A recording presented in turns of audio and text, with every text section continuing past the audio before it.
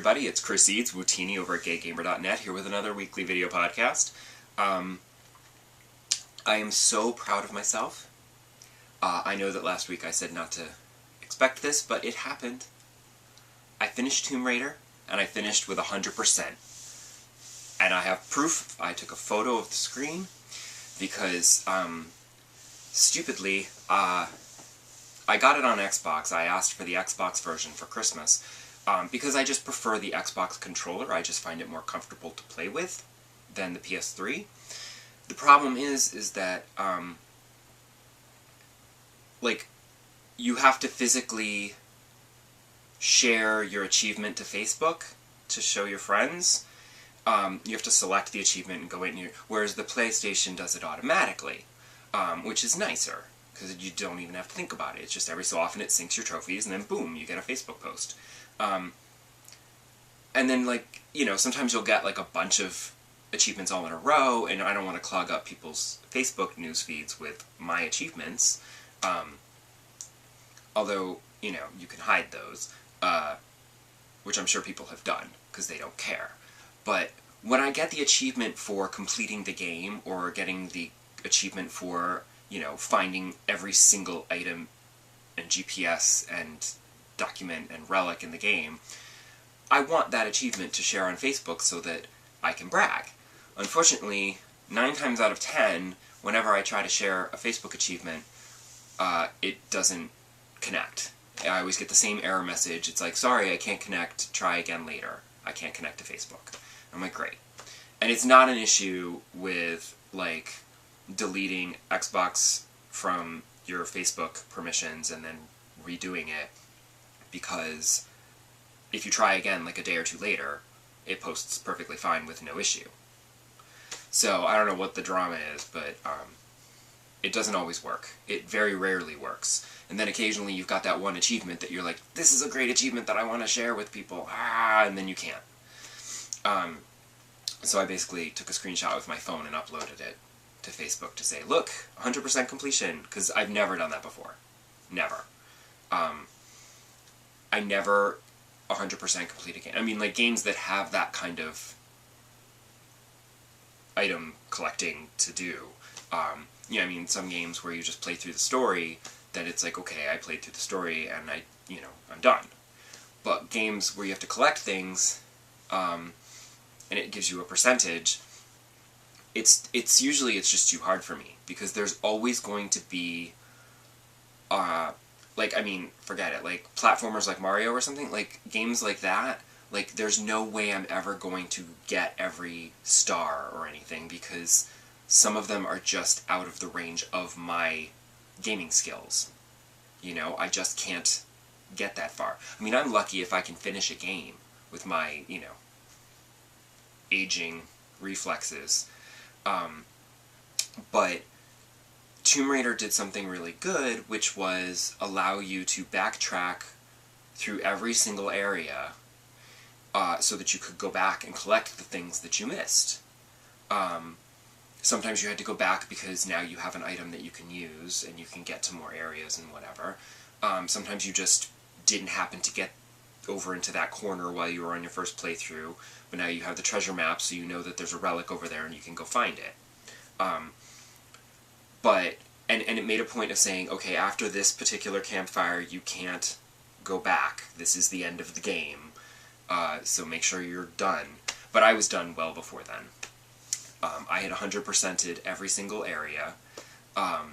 Everything was fine. I did have to cheat a little bit by looking up on the internet. There's certain things where I'm like, wait, I need to get that GPS off the roof of that building. I don't see how I can possibly get up there. And I had it in my head, there was a really long, I had to go down the zip line and then jump at just the right point, and that might have worked. But before I tried it and killed myself a bunch of times attempting it, I went on the internet and it's like, no, stand on this thing, you can jump up and climb up this thing and then jump across to the roof. And I'm like, I tried that and it didn't work, but I'll try it again. And then you got just the right angle and stuff, and then you can do it. But it felt very good to get 100% and really complete the game. I did do most of it, because usually in these games, I get all obsessive, especially with a Tomb Raider game, about checking every nook and cranny and trying to find every little thing, because also in games like this, I want to find all of the salvage, and I want to get as much experience as I can so that I can level up and improve my weapons and improve my skills, you know, because I need to level up so that I can do better at the game. You know, some people are so skilled they don't even need to level up and they can just plow right through. I'm one of those that needs to grind a little and level up some, and then I can go and do it, because my skills aren't quite up to snuff. But with Tomb Raider, I had pretty much already found most things. It was just like mopping up the little items that I had missed here and there, none of which were too particularly difficult to get to, so I was very grateful for that. And I was very proud of myself. And I really, really hope that there's a new Tomb Raider coming out from Crystal Dynamics, because this one was really fantastic. It just worked. It was great. I am glad that I chose the easy difficulty, simply because I needed that help with the combat, because occasionally, I mean, usually the combat was fine, because you could like stealthily sneak up and take out 1 or 2 guys before you had to fight.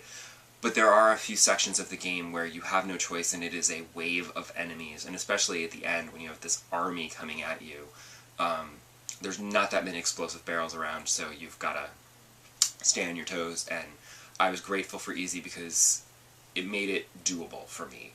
If I'd played on normal, I feel like it might have gotten... I probably still would have been able to do it, but I probably would have died more and gotten more frustrated with it. So putting the difficulty on easy was great, because it made the combat more, you know, doable, and I could focus on the exploration and the jumping and the swinging and the climbing, which is what I personally love in a Tomb Raider game, not the combat. Though the combat was perfectly good here, like as far as the controls and everything on the gameplay. It was good. I know that they're doing, like, the special version of, you know, the Tomb Raider Ultimate Edition, or whatever they're calling it, where, you know, you can get it for the Xbox One or the PlayStation 4, where they've, like, improved the graphics, and now her hair is more realistic or something, and I'm like, who cares about that? Just do another one, please, because I would very much like to play that now. And this time I won't wait for it to end up in the bargain bin, because I have other things I want to play. This will now shoot to the top of my to-play list, because it was really good. Everyone was right. It was terrific. And, you know, watching Lara get brutally attacked in the beginning was a little rough, but she does fight back, and she becomes super awesome by the end. I was sorry that I couldn't save all of my companions, especially the cute one, but what are you going to do? That's not part of the game that you have any control over. So, yay for Tomb Raider. If you haven't played it, please do, even though I'm pretty sure all of you have. I will admit that I did not go near the multiplayer. I didn't even open the multiplayer once, because for me, Tomb Raider is a single-player exploration game, and that's what I played and loved, and I got my money's worth, and I don't think that the multiplayer is going to be any good, so I'm not even probably going to ever try it. Unless somebody out there, you think that it was great and that I should try it, but I've heard not good things about it, so I think I'm going to skip it. So, I am looking forward to a sequel, and now that Tomb Raider is done, I am looking forward to starting DMC, Devil May Cry, which was free on PlayStation Plus right now, and I downloaded it, but I haven't started it yet because I wanted to finish Tomb Raider first, and now that I have, I can start the new Devil May Cry with the excruciatingly hot Dante. So I'll let you know what I think of that next week. And I will see you then. Bye!